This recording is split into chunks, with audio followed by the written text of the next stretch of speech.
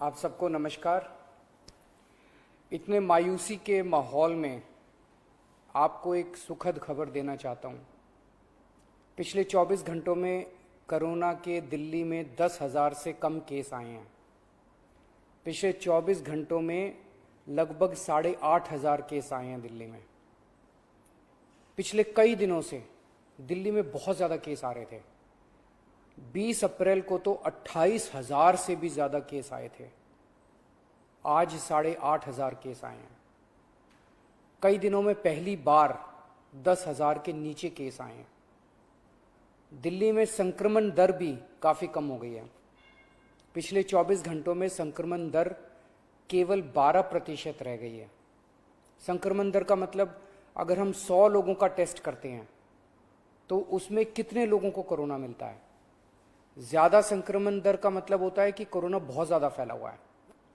आज ये संक्रमण दर केवल 12% आई है।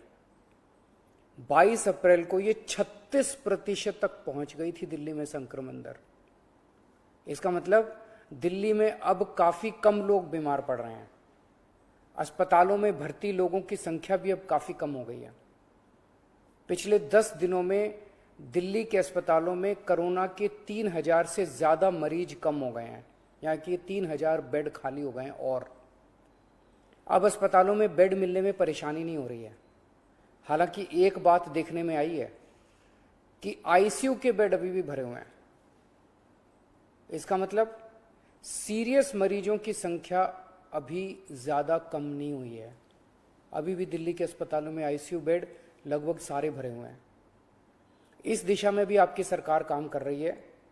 लगभग 1200 नए आईसीयू बेड बन के तैयार हो गए हैं और आज या कल में ये चालू होने वाले हैं। इससे अपने दिल्ली वासियों को काफ़ी राहत मिलेगी। दिल्ली में जो केस कम हो रहे हैं इसमें हर दिल्ली वासी का बहुत ज़्यादा सहयोग रहा है। हमने दिल्ली में बहुत कड़ा लॉकडाउन लगाया लेकिन दिल्ली वासियों ने उसमें पूरा सहयोग किया। सबने पूरी तरह से लॉकडाउन का पालन किया। आज सब लोग बात कर रहे हैं कि दिल्ली वासियों ने इतने कम समय में कोरोना के केस कम कैसे कर लिए। ये केवल और केवल दिल्ली वासियों के अनुशासित आचरण की वजह से हुआ है। लेकिन लड़ाई अभी जीती नहीं गई है। लड़ाई अभी बाकी है। अभी भी 8,500 केस आए हैं। इनको 0 तक ले जाना है। कोरोना को पूरी तरह खत्म करना है। और दूसरी बात, हम अगर अब ढीले पड़ गए तो ये केस फिर बढ़ जाएंगे। कोई गारंटी नहीं है कि ये कम ही रहेंगे। फिर से दिल्ली पे मुसीबत आ सकती है। इसीलिए किसी भी हालत में ढिलाई नहीं करनी। कड़ाई से लॉकडाउन का पालन करना है और कोरोना से बचने के जितने भी उपाय हैं वो सारे लागू रखने हैं। दिल्ली सरकार भी अपने इंतजामों में कोई कमी नहीं छोड़ रही। हम अभी और नए ऑक्सीजन बेड बना रहे हैं। ऑक्सीजन के कई हजार सिलेंडर खरीद रहे हैं। नए नए आईसीयू बेड बना रहे हैं ताकि भगवान ना करे अगर कोरोना के केस फिर से बढ़ गए तो हमारी तैयारी में कोई कमी नहीं होगी। पिछले कुछ दिनों में बेहद दुखदाई, बहुत दुखदाई दिन बीते। पिछले सभी कोशिशों के बावजूद हम अपने कई दिल्ली वासियों को बचा नहीं पाए। कई परिवारों में तो एक से ज़्यादा मौत हुई है। मैं भगवान से प्रार्थना करता हूँ कि इन सभी आत्माओं को शांति प्रदान करे। मैं ऐसे कई बच्चों को जानता हूँ जिनके दोनों माता पिता चल बसे।